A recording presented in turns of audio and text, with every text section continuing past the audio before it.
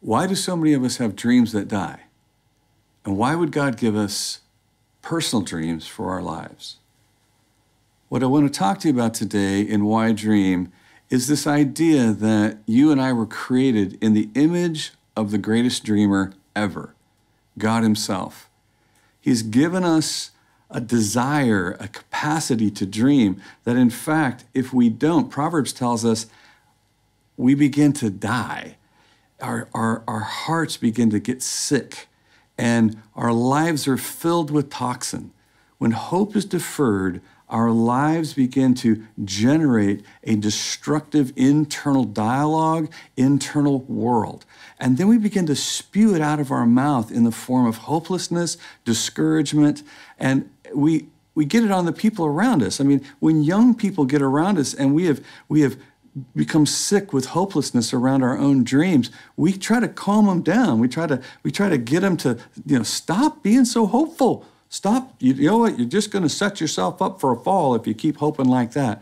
And that is evidence that we've allowed something inside of us that was intended to guide us through this destiny that God gave us. We gave up on it. We got hurt, we got discouraged, we got scared. And we moved away from why we're here. We are here to live out a set of dreams that God Himself has deposited in our lives. That same verse says that when dreams are realized, they become a tree of life. They become something that nourish us in our walk through destiny, and it gives us bread to offer other people. It gives us nourishment to sustain other people in their discouragement. It's not normal life to just give up on your dreams. Although it becomes normal, it's not healthy. It's something that's stealing. It's something that we're losing. It's something that is the work of the enemy to take our dreams away. So let me ask you, what are your dreams? What is it that you dream about? If you were 10 times more courageous than you are right now, how would your life change? If you weren't afraid of failing, what would you try? See, as you think about those things, you're starting to get in touch with your dreams. See, dreams, they bring your life to the surface. They activate something that's in there. If you're ever around somebody who's full of dreams, if you let your dreams die, they're irritating. They're people, would you get away from me? Would you quit talking like that? You're just discouraging me. I just don't believe a word of what you're saying. You just got your head in the clouds.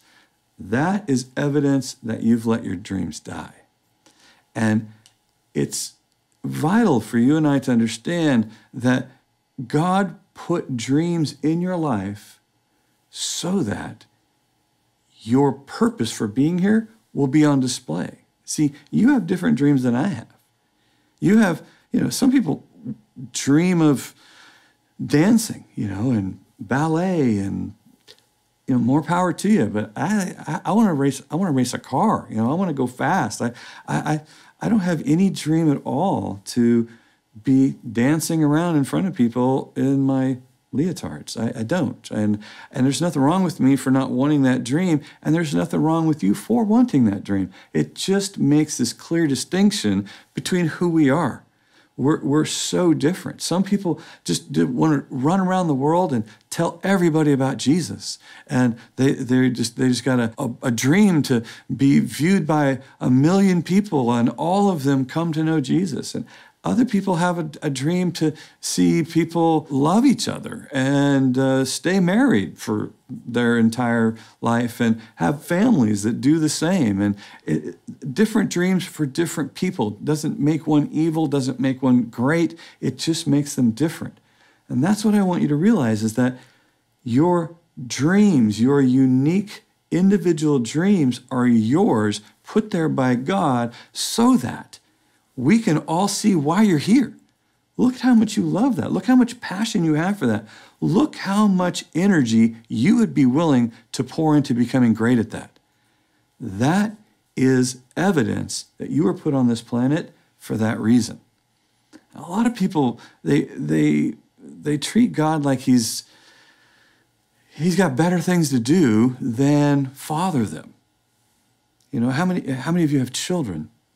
You know, when you think about Christmas for your children, there's a desire that comes forth that you want to bless your kids. But we approach God like he's some sort of out-of-touch person who doesn't want to give us things. Imagine if you went to one of your children and you said to them, honey, we had a great year this year. You can have whatever you want. The sky's the limit. I just so want you to have what you want.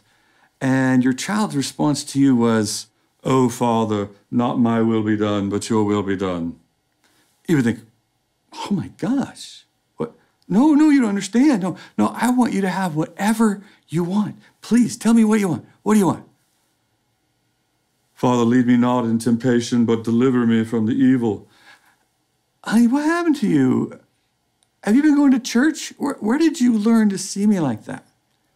See, this is what happens to us, is that we begin to see God as someone who's trying to withhold that very desire that we have inside of us to become who he created us to be. It's a set of lies that we learn from, just not good teaching, not accurately perceiving the Lord, not understanding the power of dreams at work in us.